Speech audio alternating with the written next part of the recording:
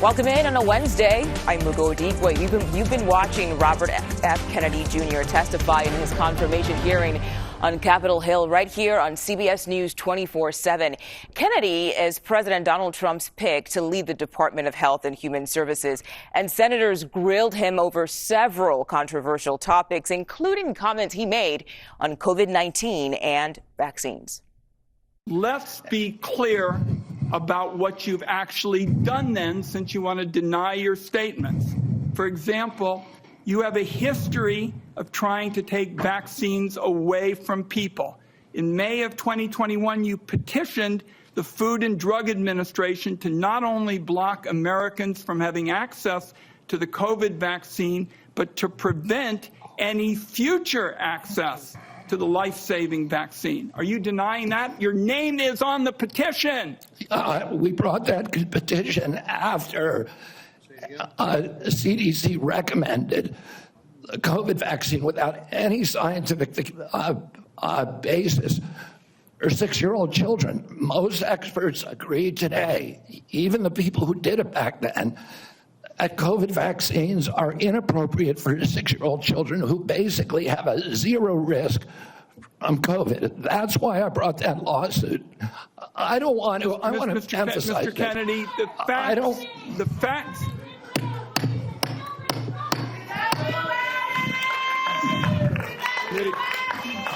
The committee will be in order. And you could hear the commotion there sometimes during that confirmation hearing. CBS News correspondents are covering this hearing from all angles on Capitol Hill and reaction from the White House. But first, let's go to former RNC spokesperson Kevin Sheridan. Kevin, thank you so much for joining us. We know Kennedy clearly looking to defend his record here. So what are you hearing from Republicans?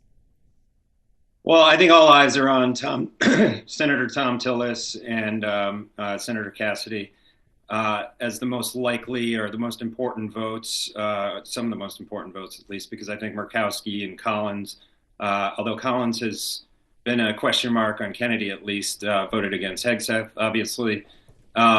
So those are still and I think McConnell obviously is a big question mark. He'll probably vote against a couple of these nominees again. So that's the universe that everybody's watching. It doesn't sound, there was some hope that Democrats would come across the aisle on this Kennedy vote. If this hearing is any indication of that, that doesn't look to be likely. They came out very hot. They seemed jilted almost that he left the party or left them. So I don't know. We'll have to see tomorrow's hearing if it's any different, but today it looks like it's going to have to be done with Republican support.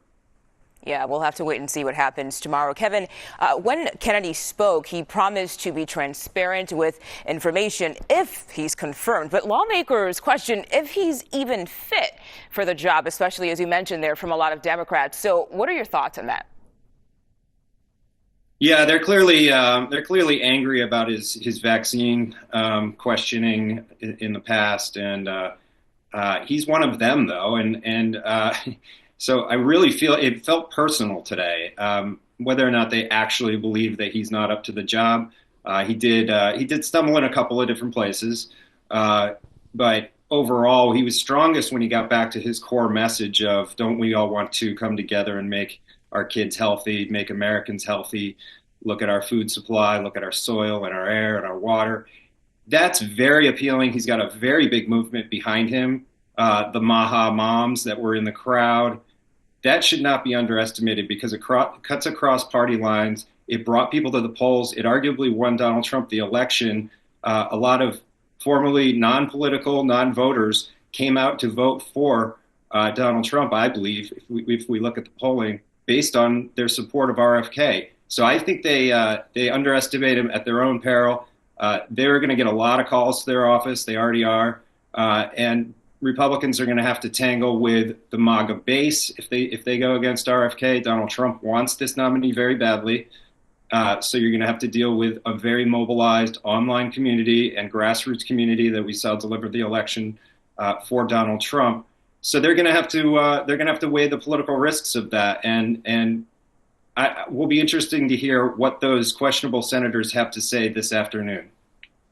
All right, Kevin Sheridan, thank you so much for your time today. We appreciate it. Now, Kennedy had tense exchanges with several Democratic lawmakers. At one point, Nevada Senator Catherine Cortez Masto asked him if he's sold out his values and beliefs to do President Trump's bidding. So let's listen to those remarks. Would you agree and continue that path of really mandating that big pharma come to the table and negotiate drug prices for Medicare so we can lower those prices for Americans? My understanding is that the executive order that was issued today, which I haven't seen, but I've read a summary. Well, let me ask you this then, because you keep citing the Trump administration and you're just going to follow what they say. Is that what you're doing? You're just a rubber stamp for them in this position? So anybody, so it doesn't matter that you're before us. It could be anybody coming before us as long as they're a rubber stamp for this administration and disregarding your beliefs and what you think. I guess my question to you is, if it really is fundamental to what you believe, how do you live with that? How do you address those issues as you're moving forward, you want me knowing to answer that the it's going to harm Senator? Americans? Yeah. You want me to answer the question? No, I'm asking you. Okay. President Trump has asked me to end the chronic disease epidemic and make America healthy again. And I'm So in a is that the unique only reason position. why you're at HHS? Is that the only reason why then you're at the HHS to address that one issue? President Trump has asked me because I'm in a unique position to end that. And that is what I'm doing. And if we don't solve that problem, Senator, all of the other disputes we have about who's paying, and whether it's insurance companies, whether it's providers, whether it's HMOs, whether it's patients or families, all of those are moving deck chairs around on the Titanic. Our ship is sinking. Okay, so clearly a very tense exchange there. CBS News White House reporter Olivia Rinaldi joins us now. And Olivia, have you seen or heard any reaction from the White House?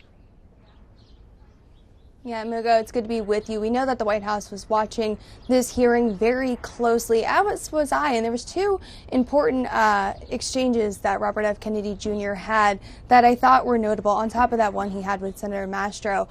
Second one being where he talked about climate change. Senator Bernie Sanders was pressing him on whether or not he agrees with Trump that climate change is a hoax. RFK Jr. said he disagrees with Trump on that and explained that that's actually a center point of issue that the two of them had of disagreeing. So we know that the White House has been watching this hearing very closely, but that caught my attention specifically in that hearing. We know he went on to be grilled by Democrats not only on his flipping positions on abortion, but also on the measles epidemic back in American Samoa back in 2013. A lot of grilling there from Democrats, but by and large, Republicans seem overwhelmingly pleased with the way RFK Jr. Performed today in front of that hearing. Okay, Olivia, I want to switch gears here because we have some breaking news out of the White House. Just moments ago, the White House Budget Office pulled the order to freeze federal funding for certain grants and programs. Now, we know this order caused widespread confusion from the very beginning, by the way, and we're waiting to see the response from the White House after a federal judge took action just yesterday. Yeah, so a lot of action happening here at the White House, as you mentioned. I do want to read a statement we just got from Caroline Leavitt. She's the press secretary here about this order. She says, this is not a rescission of the federal funding freeze. She said it is simply a rescission of the OMB memo that went out. She goes on to say that this happened, this is not a rescission because they want to end any confusion created by the court injunction that we saw yesterday. So complicating all of these issues around the federal funding freeze and all the questions that we had yesterday. You saw in that briefing people asking her to clarify exactly what is being frozen. Is it federal assistance? Is it grants? Is it loans? What does that look like? Does it trickle down to the states? She said she would be providing a list of all of the funds that are impacted from this. We have yet to see that list, but it's important to note that they are taking a look at some of the backlash they received over this EO and this memo, and they're responding to that.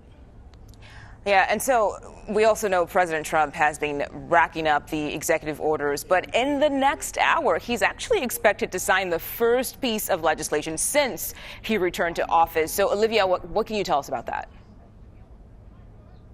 Yeah, it's the first piece of legislation he'll be signing, and it is bipartisan. This is something that Congress passed with support from Democrats and Republicans, and it's about immigration, which is obviously a key initiative for Trump. So what this would allow federal officials to do under this new law would be to detain any criminals who are migrants who came into the country that committed crimes, whether that be theft, assault, allow them to detain and start the deportation process earlier. Important to note that this is a bipartisan bill. We'll be watching to see if any Democrats are coming to that signing today. There were rumors that perhaps Senator John Fetterman, who was a big proponent of this bill, is someone who could be coming to the White House today as well.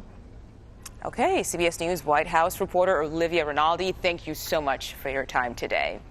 Former New Jersey Senator Bob Menendez will be sentenced today. Just last July, a federal jury found him guilty on 16 counts of bribery, extortion, conspiracy, and obstruction of justice. Now, this case dates back to 2022. That is when investigators searched his home, and they found more than a dozen gold bars and hundreds of thousands of dollars in cash, which officials say he accepted as bribes.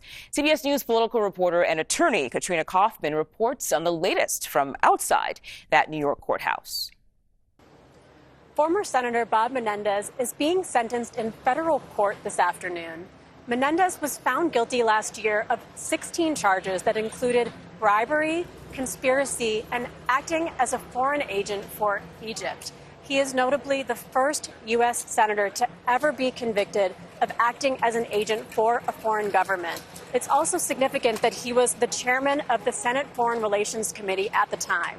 The prosecution has asked for at least 15 years imprisonment for Menendez, and they've called his conduct the most serious for which a U.S. senator has been convicted in the history of the republic. Now, the defense is asking for about 2 years imprisonment for Menendez with extensive community service. They've also asked if he could serve this as home confinement. They point to the fact that Menendez is 71 years old, and if he's given this long prison sentence, they say that he'll die in prison.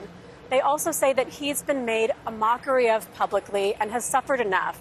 He's lost his job in politics, he's lost his circle of friends, and he wants to be able to spend some of the remaining years of his life with his family.